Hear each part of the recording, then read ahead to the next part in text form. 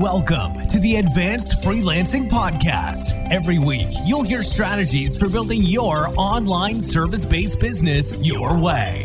And now, here's your host, veteran freelancer, author, and TEDx speaker, Laura Briggs.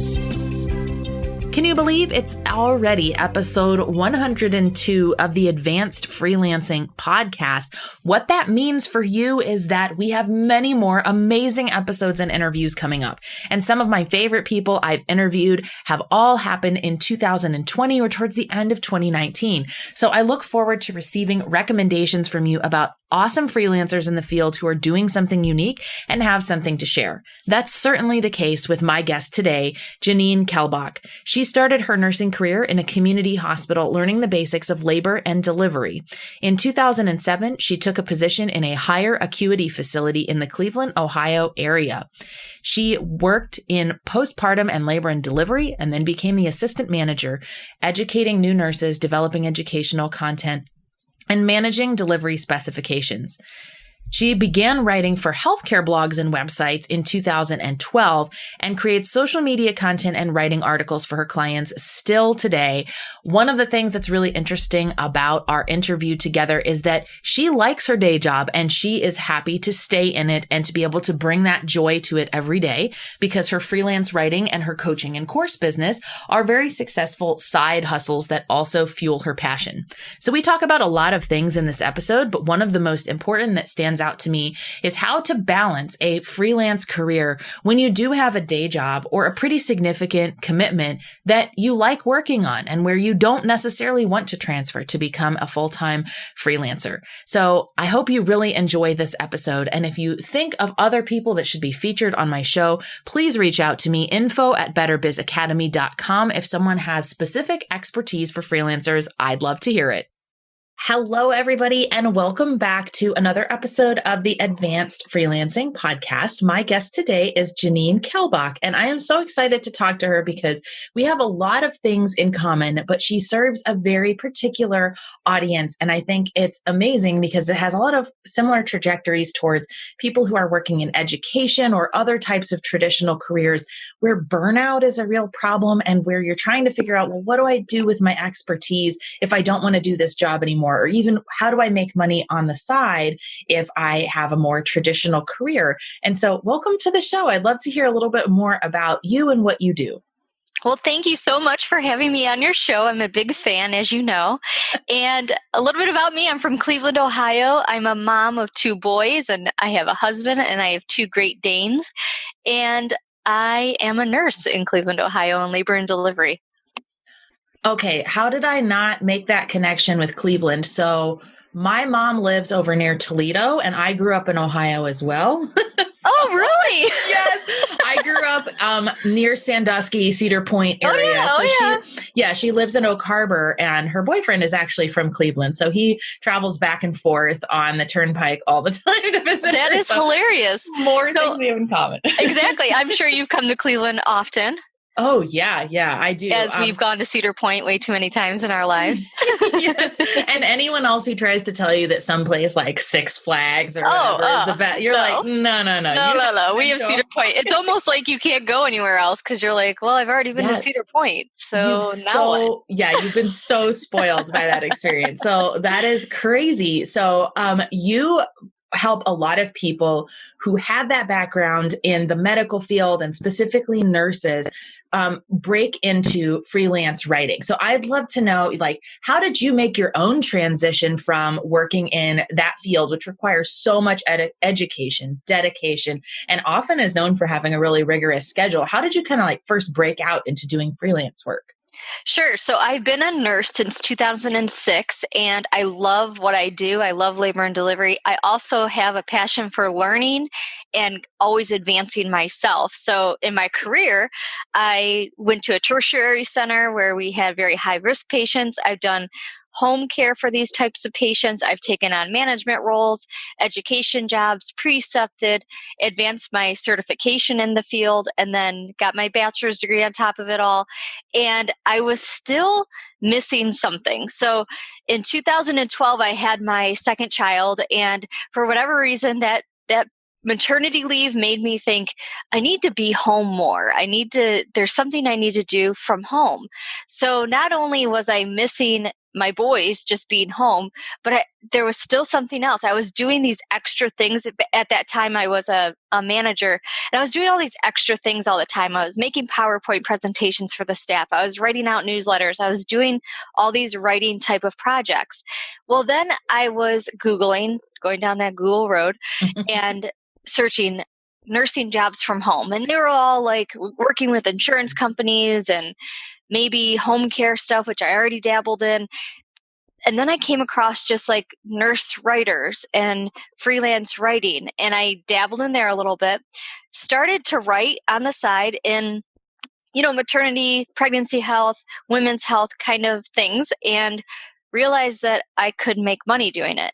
So I joined a group on Facebook of freelance writers, not healthcare ones, because there wasn't any, and just started doing what I learned from them and put it into my own healthcare side. So I started pitching companies and building my own business.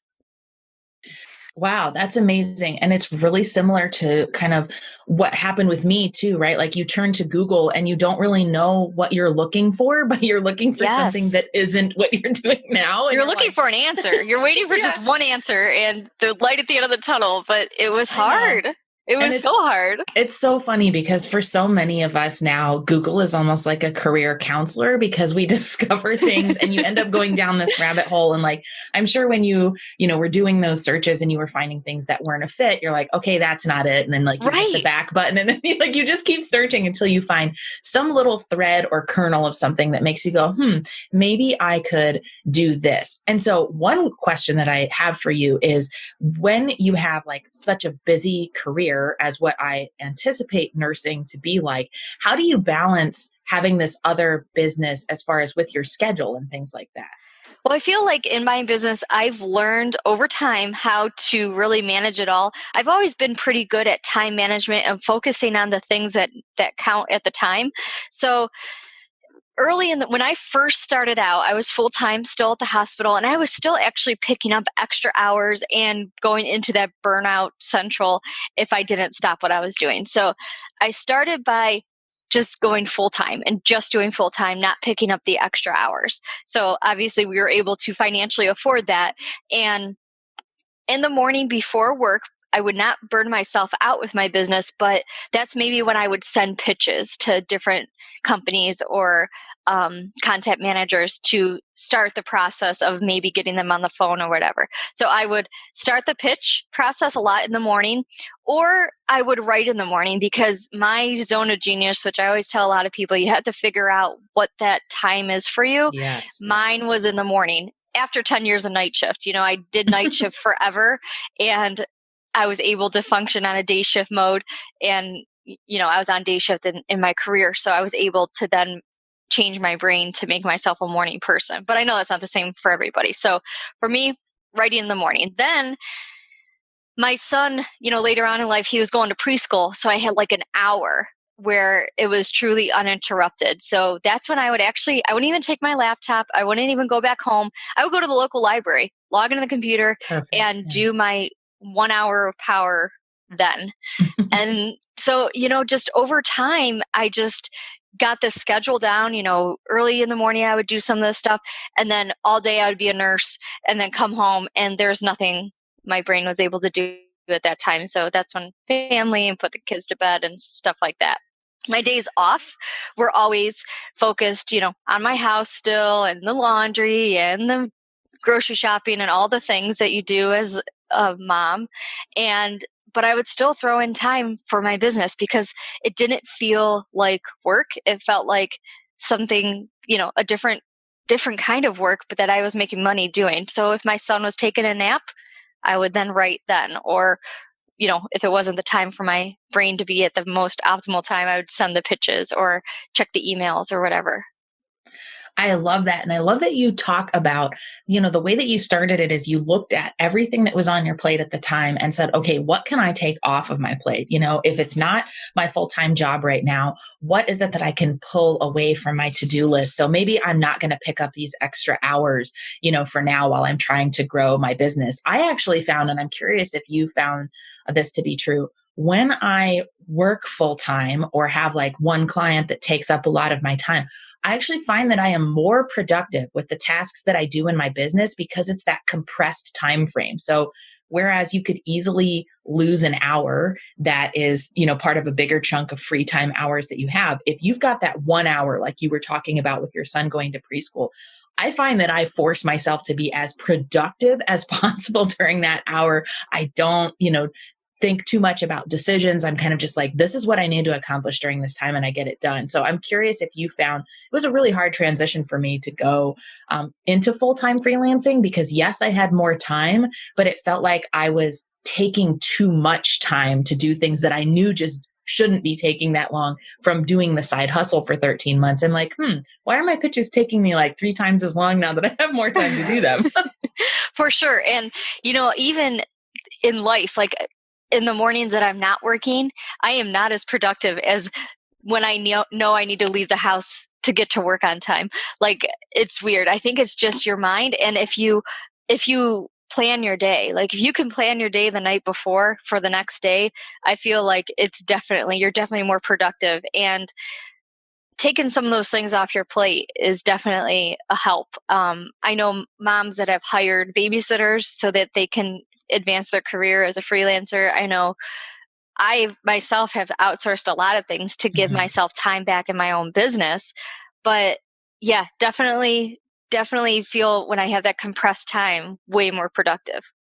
And I think that's a hesitation that a lot of people have when they get started is, hey, I only have 5 or 10 hours a week to do something. And I still encourage those people, if they have the interest and the passion and want to use that block of time for something productive, that freelancing could still be a fit because you can grow your business at a slow, steady level that way. And like we've talked about, you don't need to feel like you need to have 20, 25 hours a week to grow this business. I definitely started with more like 5 and then kind of scaled it up to 8 and then 15. And, it slowly became like it was too much for me to handle as a side hustle. But I think the important part of what you said about that is being organized, like really looking at your schedule.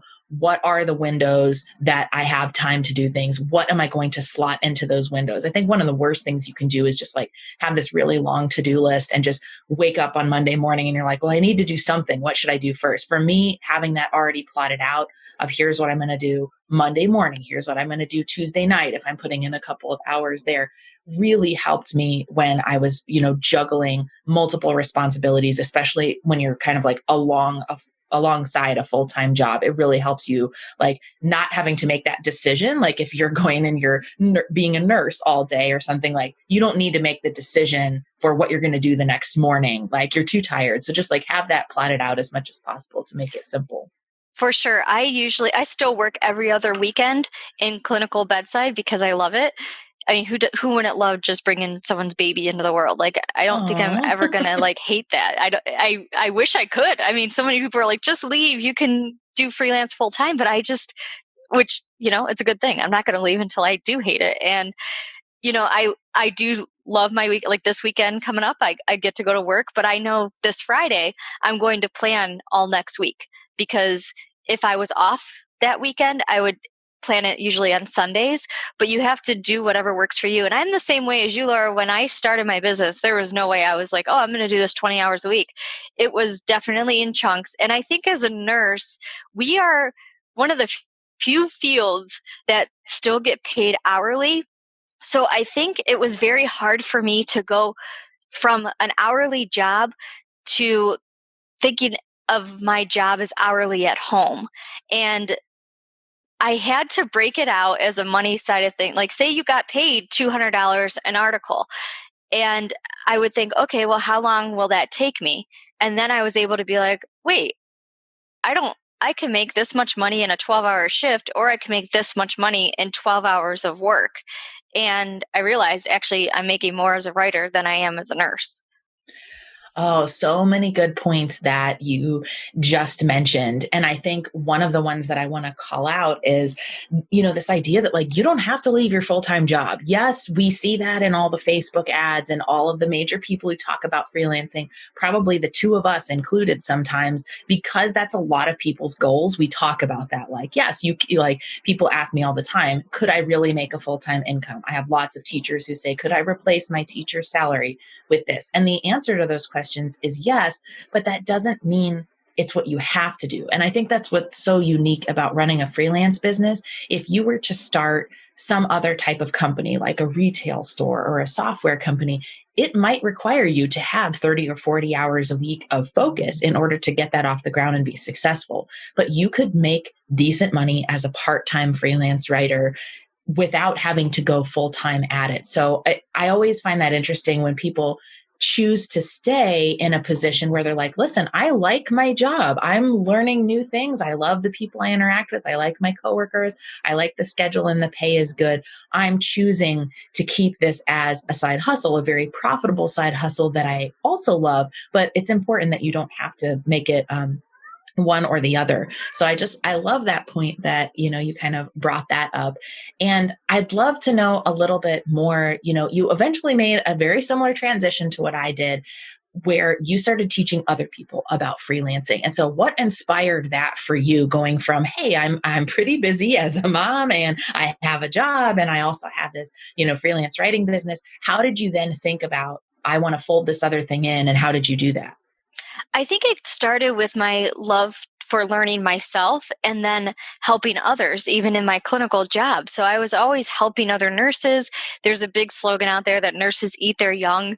And I was never that type of nurse. I'm still not. I love helping new people learn and grow with their passion. So if they truly love what labor and delivery nursing, well, so do I. And I'm like the biggest nerd about it. I think it is so fascinating, the miracle of life, all of the things.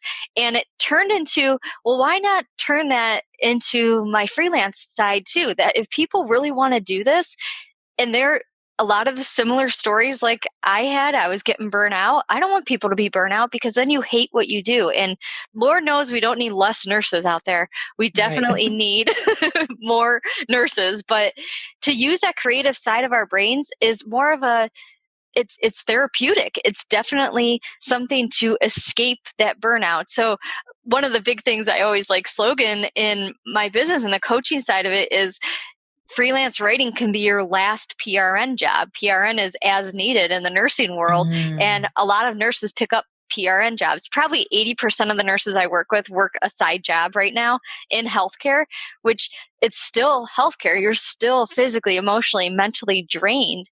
And I started when I had my business, writern.net is my website. And so people would find me on Google or whatnot because of my blog.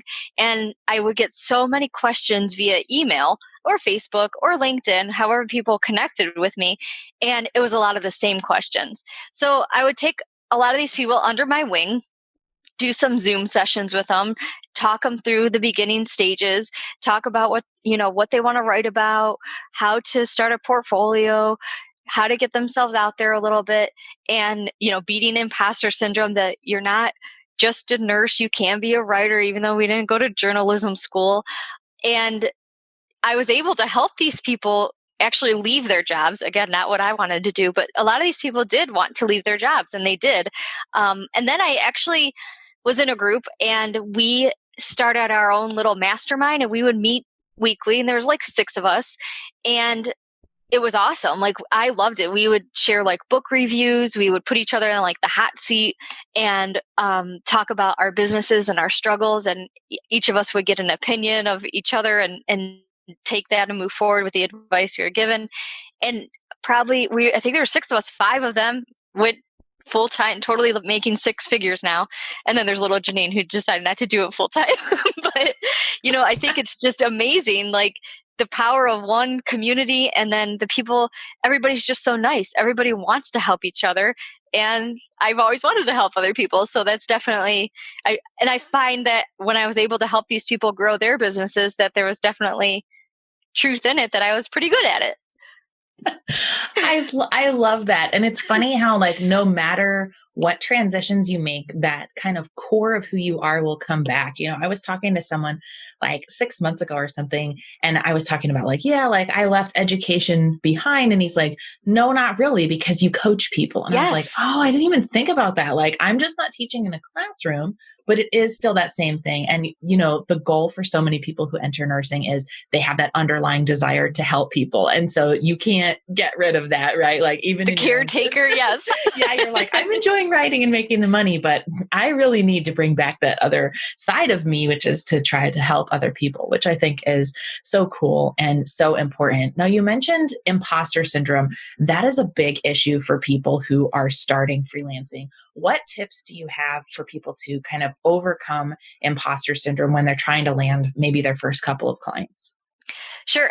I think I start with just getting the client on the phone first and really just telling them your clinical background, and then telling them, just be upfront and just say, I have a lot of knowledge. I can definitely research. I know a lot of publications. This is what I've done.